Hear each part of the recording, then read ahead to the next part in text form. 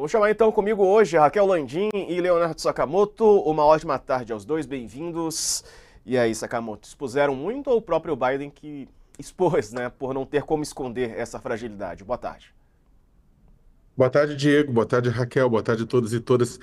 Na verdade, quem expôs, né, começa com o próprio Biden, na verdade, que expôs a sua situação de uma forma desnecessária. Ele não precisaria estar passando por isso. Se ele tivesse construído uma sucessão durante o período em que esteve na presidência, e também o próprio Partido Democrata, que tapou o sol com a peneira, né? E a respeito de avisos e mais avisos, né?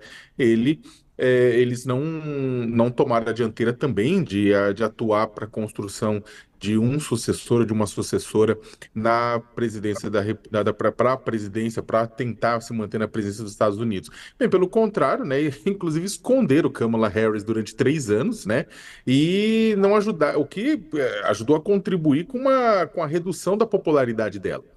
Ela nunca foi uma pessoa extremamente popular, mas a popularidade reduziu ainda mais por conta dessa ação de avestruz do Partido Democrata. O ponto é o seguinte, não é que o Biden, hoje, ele é incapaz de tomar decisões, ao contrário do que Trump diz, ele é capaz de tomar decisões. O que acontece é o seguinte, estamos tratando de uma eleição, de uma campanha eleitoral que é dedo no olho, é gritaria, sabe? É tudo isso mais. Então, ele precisa estar no auge da sua força física, ele precisa estar no auge da sua vitalidade para poder fazer frente e com rapidez e com tudo isso mais, para fazer frente às necessidades da campanha.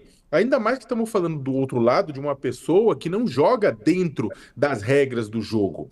Trump mente alucinadamente, mente descaradamente. Ele mente até quando ele acha que está falando a verdade. Então, para você contrapor um mitômano, e mais do que isso, um mitômano que opera com apitos de cachorro, mandando recados de ódio para cá e para lá, né, um mitômano que já disse que não sabe se vai aceitar o resultado das eleições, né, tal como ele fez em 2000 e 6 de janeiro de 2021, quando ele jogou os seguidores dele para cima do Capitólio, né, provocando mortes, né, numa tentativa de insurreição. Então, do outro, vocês estão entendendo? Na verdade, o que está em xeque é a própria democracia norte-americana. Não é que o Biden está senil a ponto de não conseguir governar. E deixando bem claro, ele consegue governar. A questão é que, para a campanha eleitoral, você precisa de alguém com mais vitalidade exatamente para poder dar conta do recado. Até porque, para a gente não cair num discurso etarista dizendo que uma pessoa naquela idade não pode governar. Pode. É que o que tá claro, na verdade, é que o próprio Biden está com dificuldades, né, que vão além da idade dele. A questão não é da idade dele, você tem gente da idade dele com plena capacidade, com plena vitalidade. Não é o caso do Biden. E se para governar isso não gera um problema, né, para a campanha eleitoral gera. E aí o Partido Democrata vai ter que, já está, na verdade, pressionando, doadores estão pressionando, o Partido Democrata está pressionando, a mídia está pressionando, os verdadeiros liberais, não aqueles liberais de mentirinha que apoiam, que acham que é tudo bem o Trump atacar a democracia desde que eles continuem ganhando dinheiro, também pressionam, né? Você tem economistas sérios em todo mundo, né? Cientistas sociais, cientistas políticos, todo mundo fazendo essa discussão, essa análise. A questão é que no final do dia, depende do Biden e depende da família do Biden. A Jill Biden vai ter que conversar com o marido várias vezes, pressioná-lo para isso, para desistir, porque se ele não quiser desistir, vai ser muito difícil tirá-lo dessa contenda. E para terminar, se ele quiser desistir, se ele topar desistir, além da Kamala Harris, que é uma opção, por mais que tenha baixa popularidade, temos o governador da Califórnia, o Gavin Newsom, que é uma possibilidade um pouco menor devido a ser da Califórnia, que é um estado mais poderoso, mais rico dos Estados Unidos, mas também mais à esquerda, né, em muitos sentidos. Agora, temos o Shapiro na Pensilvânia, temos a governadora do Michigan, o governador de Illinois. Então, ou seja, você tem um monte de gente democrata com vitalidade para poder fazer frente às mentiras do Trump numa campanha que promete ser uma das piores que os Estados Unidos já viveu. Exato. Se assemelha muito com a nossa. Ô, Raquel, diga aí, o que você viu desse debate, da fala do presidente Lula também, de que expuseram fragilidades de Joe Biden? Boa tarde para você. Diego, não tinha nada de diferente no formato do debate que estivesse expondo além o Joe Biden, porque a fala do presidente Lula sugere uma exposição indevida do candidato. E não foi isso que aconteceu. Era um debate relativamente comum, você tinha os dois ali se enfrentando, teve até trocas ali bem ríspidas entre eles. A questão é que existia todo um temor dentro do Partido Democrata já de que Biden não estivesse apto para participar daquele debate. O grande desafio dele ali era demonstrar que ele não é um velhinho incapaz de governar, e ele não conseguiu. Quem assistiu o debate sabe, ele se atrapalhava com as palavras, ele não conseguia terminar raciocínios, ele realmente teve um desempenho muito abaixo do que se imaginava. Então, existe um movimento dentro do Partido Democrata e de vários segmentos da opinião pública pedindo por uma troca de candidato.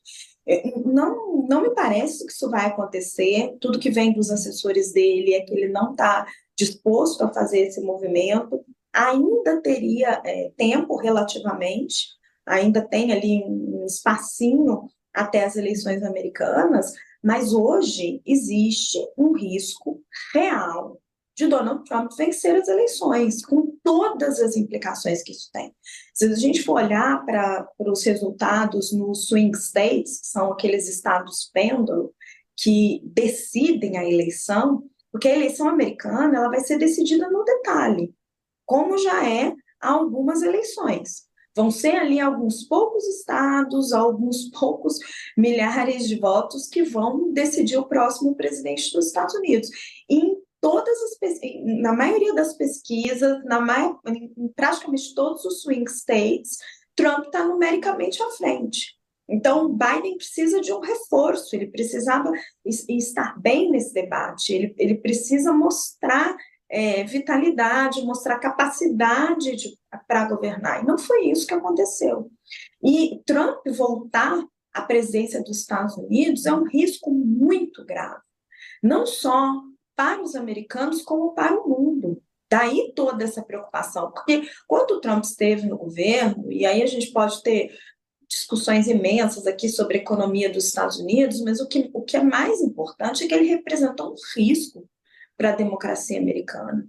Eles tiveram um ataque ao Capitólio, que depois nós tivemos aqui a nossa versão, foi algo nunca antes experimentado ou sonhado pelos Estados Unidos, né? Hoje a gente teve até uma decisão da Suprema Corte americana que pode favorecer Trump, ajudá-lo com todos esses processos, mas fato é que ele colocou a democracia americana em risco e todo o movimento que ele representa. Então, a volta dele ao poder é, de novo, uma volta desse sentimento antidemocrático. E um país como os Estados Unidos, ele tem um reflexo global muito grande. A gente assiste a vitória de Milei na Argentina, a gente assiste o crescimento da ultradireita na França, a direita comandando na Itália. Você tem uma série de movimentos que acabam preocupando. Isso vai ter impacto na guerra da Ucrânia, na guerra em Israel. Então, assim, não é um movimento simples.